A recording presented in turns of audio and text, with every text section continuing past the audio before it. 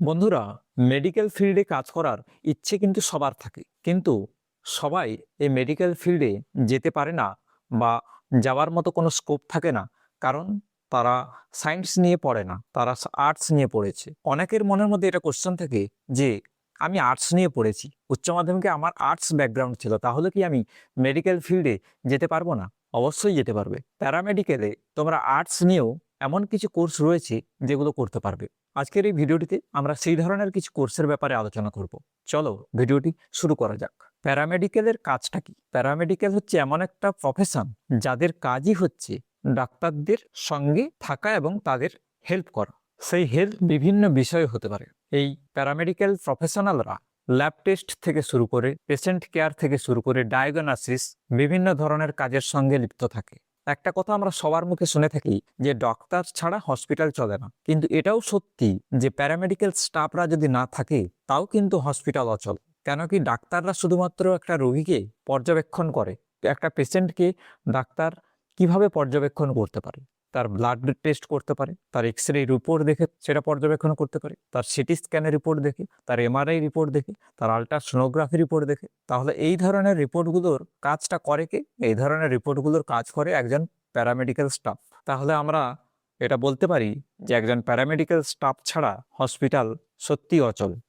আমরা আজকে এমন বেশ কিছু প্যারামেডিক্যাল কোর্সের সম্পর্কে আলোচনা করব, যেগুলো তোমরা যদি আর্টস ব্যাকগ্রাউন্ড থেকেও হও তাহলেও কিন্তু তোমরা এই কোর্সগুলো করতে পারবে। তবে এই প্যারামেডিক্যাল আর্টস ব্যাকগ্রাউন্ড থেকে তোমরা এই যে কোর্সগুলো করবে, এই কোর্সগুলো কিন্তু সব কলেজে অ্যাভেলেবেল থাকে না। বিভিন্ন কলেজে এই কোর্সগুলো সায়েন্স ব্যাকগ্রাউন্ড না হলে কিন্তু তারা অ্যালাউ করে না। তবে আবার এমন কিছু কলেজ, এমন কিছু ইনস্টিটিউশন রয়েছে তারা কিন্তু আর্টস ব্যাকগ্রাউন্ডের ওপরেও এই কোর্সগুলো করায়। এটা ডিপেন্ড করে কলেজ থেকে কলেজের উপর, তুমি কোন কলেজে অ্যাডমিশন হচ্ছ বা তুমি অ্যাডমিশন হওয়ার আগে ওই ইনস্টিটিউশনের ওয়েবসাইট রয়েছে, ওয়েবসাইট থেকে তোমরা পুরো বিষয়টা জেনে নিতে পারবে, ক্লিয়ার হয়ে যাবে। তাহলে যে ইনস্টিটিউট প্রোভাইড করছে যে আমি আর্টস থেকে যে স্টুডেন্টরা আসবে তাদেরকে প্যারামেডিক্যালের কোর্সগুলো করার জন্য সুযোগ দেব, তোমরা সেই ইনস্টিটিউট বা সেই কলেজেই অ্যাডমিশনটা নেবে। প্রথমে যে কোর্সটির কথা আলোচনা করব সেটা হচ্ছে DMLT, diploma in medical laboratory technology. এই diploma in medical laboratory technology অর্থাৎ ডিএমএলটি, এটি 2 বছরের একটি কোর্স হয়। Lab test, urine test, pathology related সমস্ত ওয়ার্ক কিন্তু এই ডিএমএলটি প্রফেশনালরাই করে থাকেন। ডিএমএলটি রিলেটেড একটা ডিটেলস ভিডিও আমার এই চ্যানেলে আপলোড করা রয়েছে, আমি আই বাটনে দিয়ে দেবো, সেখান থেকে তোমরা পুরো ভিডিওটা দেখে বিষয়টা একদম ক্লিয়ার করতে পারবে। এছাড়া operation theatre technologist, operation theatre technologist এমন একটা প্রফেশনাল প্যারামেডিক্যালের যেখানে কিন্তু তোমরা আর্টস ব্যাকগ্রাউন্ড থেকেও অ্যালাউ হতে পারো। প্রথমে আমি বলেছি যে কলেজ টু কলেজের উপর ভেরি করে প্রথমে সেটা জেনে নিতে হবে যে কোন কলেজে তোমরা অ্যালাউ হচ্ছ। এটাও কিন্তু একটা 2 বছরের course. Diploma in radiology and imaging technology, এটাও 2 বছরের কোর্স হয়। কি কি কাজ হয়ে থাকে? সিটি স্ক্যান, এমআরআই, রেডিওলজি, এই ধরনের কাজগুলোই রেডিওলজি বিভাগের প্রফেশনালরাই করে থাকেন। এটাও একটা 2 বছরের কোর্স।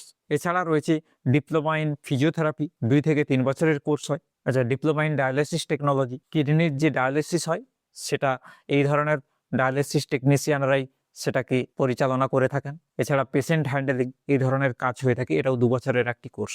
শুধু তাই নয়, বিভিন্ন প্রাইভেট হসপিটালে আমরা একটা অ্যাডমিনিস্ট্রেশন সেকশন দেখতে পাই, সেখানে diploma in administration, hospital administration, এটাও একটা 2 বছরের কোর্স। বিভিন্ন প্রাইভেট হসপিটালে আমরা দেখতে পাই এই অ্যাডমিনিস্ট্রেশন বলে একটি বিভাগ রয়েছে, ঠিক আছে?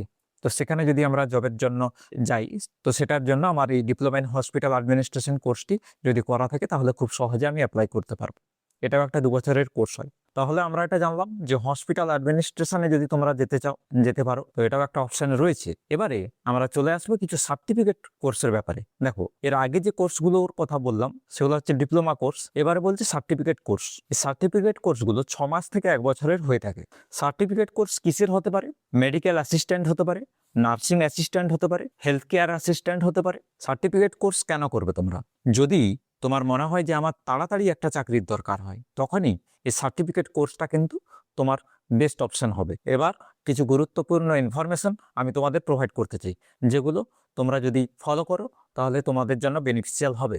যে কোনো কলেজে বা যে কোনো ইনস্টিটিউশনে তোমরা যদি অ্যাডমিশন হতে চাও, অ্যাডমিশন হওয়ার আগে সেটাকে ভেরিফাই করে নেবে এই ইনস্টিটিউশনটা গভর্নমেন্ট অ্যাপ্রুভ কিনা অথবা গভর্নমেন্ট রিকগনাইজড কিনা, সেটা চেক করে নেওয়া সব থেকে বুদ্ধিমানের কাজ হবে। এরপরে তোমরা যেটা চেক করবে সেটা হচ্ছে আমি এই কলেজ থেকে এই ইনস্টিটিউশন থেকে যদি কোর্স করি বা কোনো ডিপ্লোমা করি তাহলে কি ইন্টার্নশিপের কোনো সুযোগ রয়েছে, হসপিটাল ইন্টার্নশিপের, এবং সব থেকে গুরুত্বপূর্ণ যেটা যে প্লেসমেন্ট সাপোর্ট দেয় কিনা।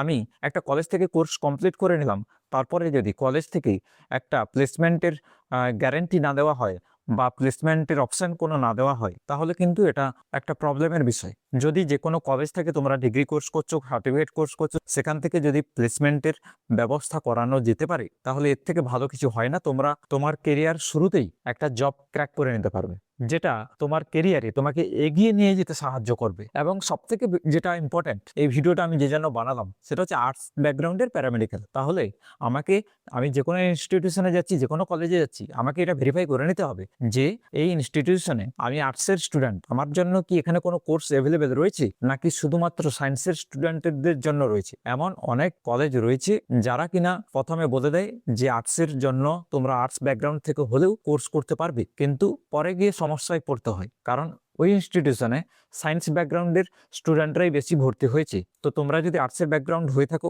অবশ্যই তোমরা আর্টস থেকে বিলং করছো, না হয় ভিডিওটা দেখবে না। তোমাদেরকে ভেরিফাই করে নিতে হবে যে কোনো কলেজে অ্যাডমিশন হওয়ার ক্ষেত্রে, যে কোনো কোর্স, যে কোনো সার্টিফিকেট কোর্স হতে পারে, ডিপ্লোমা কোর্স হতে পারে, সেই কোর্সগুলো কি আর্টসের স্টুডেন্টদের জন্য নাকি শুধুমাত্র সায়েন্সের স্টুডেন্টদের জন্য, এটা ভেরিফাই করে নিতে হবে। তাহলে এটা তোমার ক্ষেত্রে বেনিফিশিয়াল হবে। এবার বলি যে আর্টসের স্টুডেন্টদের জন্য এই প্যারামেডিক্যাল কোর্সটি গুরুত্বপূর্ণ এত কেন রয়েছে। প্রথমেই বলি যে আমি সায়েন্স ব্যাকগ্রাউন্ড থেকে বিলং করি না, আমি আর্টস থেকে বিলং করি। তাহলে আর্টস থেকে বিলং করতে গেলে এবং আমার ইচ্ছে রয়েছে আমি মেডিকেল ফিল্ডে যেতে চাই, তাহলে যেহেতু আমি সায়েন্স ব্যাকগ্রাউন্ড নিয়ে পড়িনি, তাহলে এটা কি কোনো অপশন নেই যে আমি মেডিকেল ফিল্ডে এন্ট্রি করতে পারবো না? মেডিকেল ফিল্ডে এন্ট্রি করার জন্য এটা একটা বেস্ট অপশন আর্টসের স্টুডেন্টদের ক্ষেত্রে। এবং অনেকেই বলে যে আর্টসে পড়ে কোনো লাভ নেই, কারণ আর্টসে চাকরি নেই। তো আমি যদি সেটা মনে করি তাহলে মেডিকেল ফিল্ডে আমি যেহেতু যাচ্ছি, প্যারামেডিকেল তো একটা মেডিকেল ফিল্ডেরই পার্ট, তাহলে এক্ষেত্রে একটা অ্যাডভান্টেজ রয়েছে, যেখানে জব সবসময় আমার রেডি থাকবে এই সেন্সে বলছি যে জবের ডিমান্ড রয়েছে, আমরা কোনো না কোনো জব অ্যাচিভ করতে পারবো। এবং সব থেকে যেটা ইম্পর্টেন্ট সেটা হচ্ছে যখনই আমরা কোনো কোর্সে, কোনো কলেজে ভর্তি হব,